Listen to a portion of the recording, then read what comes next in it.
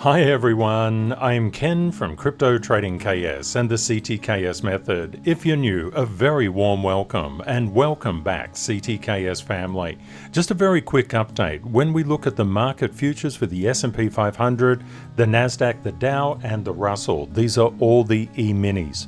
And then we invert VX1- or 1 exclamation mark, which is the VIX futures. We get a bit of a perspective on where Bitcoin could be headed to next.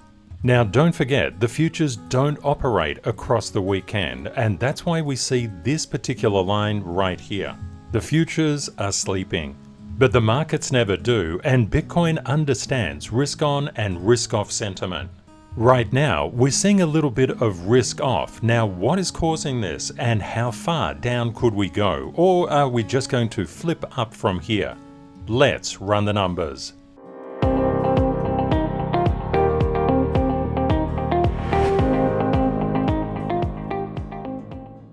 Welcome back everyone, and I hope you had a fantastic weekend. If you're new, a very warm welcome and welcome back CTKS family.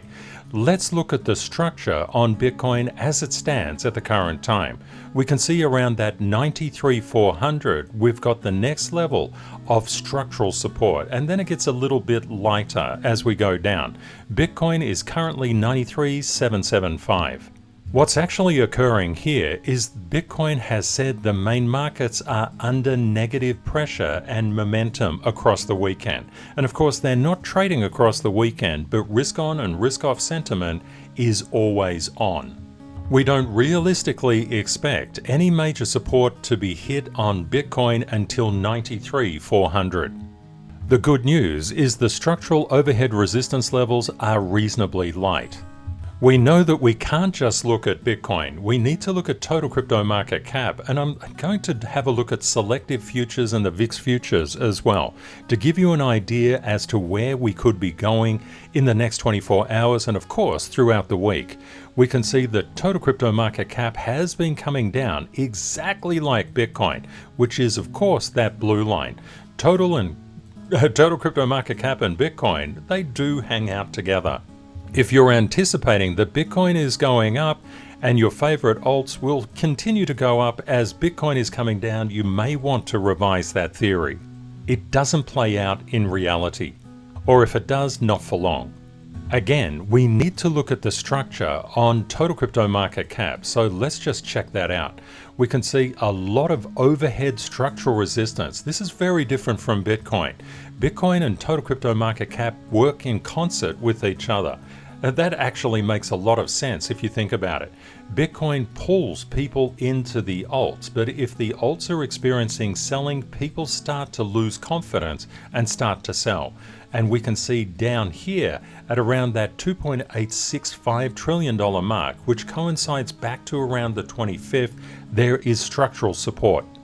Going back to Bitcoin, we can see that Bitcoin will experience structural support before the total crypto market cap does.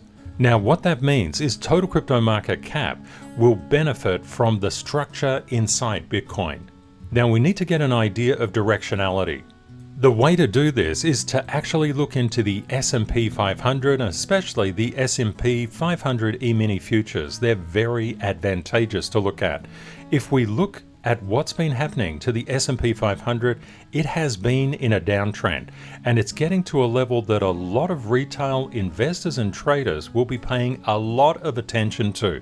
They'll believe that there's huge resistance above, but in fact there's literally very, very few structural resistance levels above, and we do have a lot, and I mean a lot, of structural support playing through at around that 53.80 mark. If you've been enjoying spot trading, futures traders don't just lose their shirt, they can lose their whole wardrobe and the house that holds the wardrobe. So they really, really need to be aware of structure. And inside the S&P 500 futures, there is so many structural support levels playing through this particular area. Any retracement is likely to be met with buying demand. And because you can see, there's very few structural levels up here until we reach these higher levels. We could see the S&P 500 have a retracement, everybody get really bearish and sell everything only for it to explode higher. That is the probabilistic scenario right now. The second worst scenario is that we come down and we just flit around here and just use this as a consolidation area. If we break below the 53.80 mark and progress down, all bets are off, bearish action is on the radar. But surely the S&P 500 futures can't give us any real indication as to what Bitcoin could be doing, or could it? Remember that just across the weekend we saw a lot of negative momentum inside the crypto market. Now what's happening at the current time, when we look from a structural perspective, the VIX futures came down, retested and resumed down. Now they've woken up at structural support with basically a positive CTKS gap above. If you were following the VIX futures from a structural perspective, you were always thinking that this could occur, especially given the level of the S&P 500 and where it's trading just currently. Now, what does this mean? If the VIX actually comes down or comes up to here, as we've seen the VIX go up, what's happened to Bitcoin? It's dropped quite significantly, and we would anticipate that. It's kind of a law that's playing out inside financial markets at the current time. But one thing we know here, when the VIX just sparks up from this area, it's going to get harder and harder and harder to get through all of this overhead structural resistance. So what we may see is Bitcoin coming down further as the VIX goes up into this area. If that's the case, and our predominant probability holds that it's going to be a retracement followed by up, well, could be a very good trading opportunity. And also very good for investors.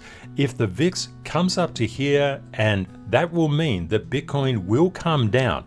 If that is the case, this is a fantastic opportunity to get into the market. Remember, you don't want to buy the exact bottom or sell the exact top. When comparing across to the VIX from the markup in the service, we can see that there's a very good level of structural support around that 24.93 mark. We would anticipate that this structure kick in and provide support to the VIX. A push up in the VIX means that the markets come down. And remember, the VIX is not trading at this particular time. The VIX futures is trading, but not the VIX. Just converting this to Australian time, you can see it's Saturday the 26th of April at 6 a.m. and we are currently Monday. And you can see here that when we look at the VIX futures, it is in fact 9 a.m. on Monday. Hence the VIX futures are pretty damn good to look at.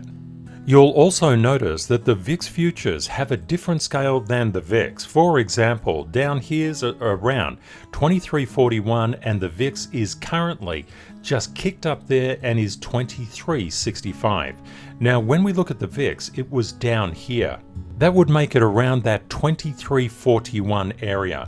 That's actually before the kick up. Now what we've seen, the VIX is 24.87 and we know the VIX has already increased. This is why the VIX futures must be marked up separately. And the VIX has in excess of 12,300 days worth of data. The VIX futures has about 7,600 plus. They cover different time frames as well. The likely probability for the next couple of days is a retracement down to structural support on the S&P 500. Don't forget, it's the VIX that's controlling Bitcoin, and the S&P 500 controls the VIX. And the VIX controls the VIX futures, and the S&P 500, yeah, you get the idea. They're all intercorrelated and interconnected. So if we get a retracement back to here, that's a really, really interesting area to get in. Because there's very little in the way of overhead structural resistance inside the futures, we are likely to come down over the next couple of days and then go for it. Have a great day or night ahead, my friends, and Kate and I look forward to catching up with you again in the next video. Bye for now.